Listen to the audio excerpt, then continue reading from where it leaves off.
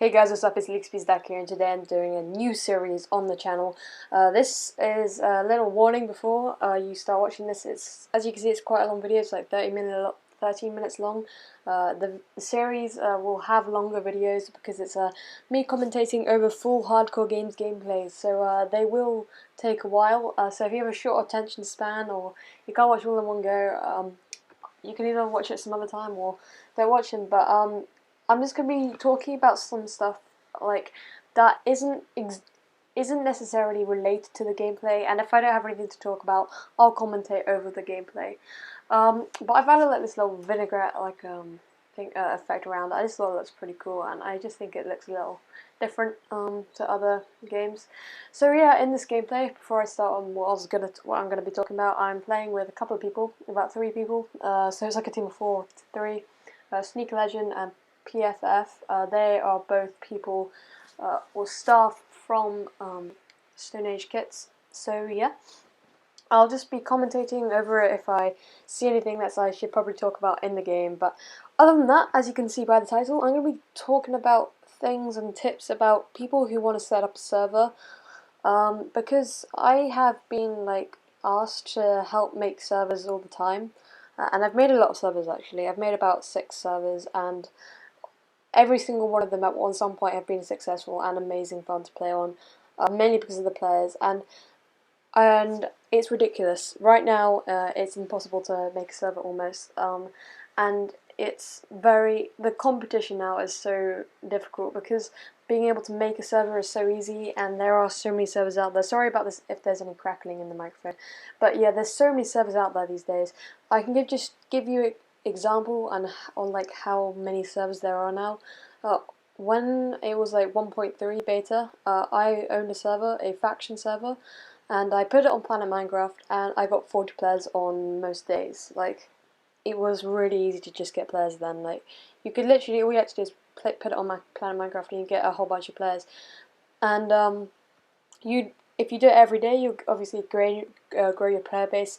And so I created a server like that called PvP Mixer. And I don't think anyone who subscribed to here will probably know about it, except if you're Dominic or something. But yeah, it's a very old server. It was around. Actually, we made a remake of it, but the original PvP Mixer, we had around 40 players each day, and it was a really successful server. I don't remember why we stopped it particularly, but it went really well, and I remember it extremely well. But yeah, so that's that. And now if you try and put your server on Planet Minecraft, if you get 1 or 2 players, you're lucky. So to be honest, these days it's not even worth trying to put your server on Planet Minecraft anymore. I just think it's kind of a shame now how many people have made servers and there's just 1 person or 2 people on it. So I actually almost quit Stone Age recently, and I was going to start my own server again, but I was like, there's no way I'm going to get enough players. But there are some ways, and if you're dedicated enough to making a server, you can make it with a couple of tips. So these are the tips that I would give to people. So yeah, alright, so I guess I'll start off with the first tip, and that would be to not spend a lot of money on it when you first start. You'll probably think, oh, I'm going to have to get a plugin developer so I can get things that people have never had before. I'm going to need to get an amazing server with 120 slots, and I'm probably going to need to pay for a YouTuber with around 100,000 subscribers to do an advertisement for it. Overall, everything I just said there, you'll add up to around $1,000, probably over more if you want that YouTuber. So it's ridiculous these days how much people pay. People do this, and then they just don't do that last one with the 100,000 YouTubers, and they have like amazing servers, make hub servers and stuff, and they do some pretty amazing stuff, and they just don't get anywhere. And they get around 1 player or 2 players, and I've done servers with around 40 slots and decent host and nothing that amazing, and I get 40 players or so. Well, no, that's a lie, around 30 or 20. So yeah, here's what I've done. So I guess my first tip would be to not splash out. because you never know, it might go horribly wrong, and you'll think, oh shit, I've just spent $1,000 on something, and I can't get the money back. Like, I know someone, I've been talking to someone whose uncle has just invested like $1,000 into his like nephew's Minecraft server, and he's hoping to get his money back, which I know he won't because this guy doesn't know how to run a server. So the next thing you're going to need is an advertiser. You're going to need to find out what kind of server you want, and there's almost like an equation, I guess, like a mathematical equation on how to get a popular server. And this is how I would do it, especially for like kit PvP servers. You need something unique, something unique plus a YouTuber. Yeah, something unique plus a YouTuber equals a good server, and I guess active YouTubers. So really good examples of these are all over the place. Alright, so I can think of so many. Alright, so kitpvp.com is J-Hot server. I mean, that doesn't really need explaining because it's MineHQ's network, so it was going to always have players. SkylandKits.net, Skyland Kits. Anyway, Stimpy's server, they had Stimpy, so duh. And having Stimpy, that's their YouTuber. And I guess their unique thing, well, they didn't have that thing that unique, but they had a pretty good 1v1 system and stuff. I guess you could say kitpvp.com's unique thing had to be their 1v1 system because they were the first people, or the first popular server to have that 1v1 system that now every kitpvp server has to have. So yeah, that's that. And then I guess you could say Light PvP, that when they were around and they were a good server, they had obviously Zephyr, and they were the first to have disappearing item drops after 5 seconds. That was never done before. I think that's pretty much more the kits.pw. That's Domo and stuff, and they just have so much cool stuff on there. So yeah, and then obviously PvP Dojo. I don't even have to go there. They're the first really proper stone sworded one. They're focused on early HG, and Schmocky, Reno Ranchero, Zephyr. So many people use it now. Do YouTube videos on it. So you don't really hardly have to talk about PvP Dojo. So you can kind of guess, you can kind of see what I'm going with this kind of equation. So you're gonna need to do something like that. So you're gonna need a YouTuber, and you're gonna need something that's unique about your server, and that's gonna get you somewhere. If you're gonna talk about 1,000 sub YouTubers, you're gonna get somewhere, but you're not. If you're focusing on trying to get like big or like have 40 active players every day all the time, well, most of the time, you're going to need more than that. You're going to want people like 7k sub players, I guess. I mean, it doesn't have to be, but because, for instance, voidkits.net, that had 20 active players, and we got MC Power to do a video when he only had like 2 or 3k subs, so it really depends, but, and also, so yeah, I guess that's tip number 2, that equation is my tip number 2. Next, I'm going to talk about staff and plugins, I guess. So staff is probably my next tip. You're going to need to have extremely, extremely, extremely patient staff, and you're going to be after an extremely patient owner.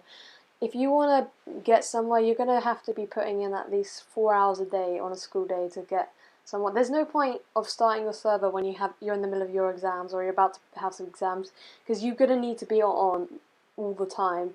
Even if there's one player on, you need to be able to just interact with that player and get them to get their friends on, because you have no idea how long I spend on the servers that I've run or have been part of, and I just think that's the most important thing. So you know your players, and I just think it's extremely important to have active staff, like more than active, not just active, but extremely active staff. So yeah, that's probably my next tip. As you can see here, I've got a Viking axe. We got given, yeah, we killed a guy with a Viking axe, so I had to use it temporarily, and then I made an iron sword with the iron he didn't use. So yeah, that's my next one. And then I guess my final tip or so has to be the plugins and advertising. So yeah, I'll go with advertising first. Yeah, so as I said, Planet Minecraft doesn't work anymore. The best and most effective way of getting players these days is with YouTubers, and I'm gonna have to sound like an idiot here, but with Clownfish, if you have a lot of contacts on Skype, you just got to do a broadcast message and just apologize to everyone who doesn't like them, and just you've got to do that because the reason why that works is by using Clownfish is because if you have them on your Skype, they're gonna generally know you, and you're gonna generally know them. So you've got more chance. They'll be like, oh yeah, this my friend's now in the server. I should probably go check it out because he's my friend or whatever. But you're gonna need to, yeah, that. It's really effective using Clownfish. Don't do it like every day. Just do it once or maybe twice in a month or even more, 2 months. Because like you don't if you get everyone starting to hate you, then you've got to just stop for like a couple of months or a year or something, because otherwise people are going to get really annoyed. And I've experienced that. So you've got to be careful with Clownfish. And then, yeah, so YouTuber and Clownfish, don't be that one guy who goes on other servers and advertises. I'm sounding such a hypocrite here because I used to do that all the time. I got banned on so many servers that I loved.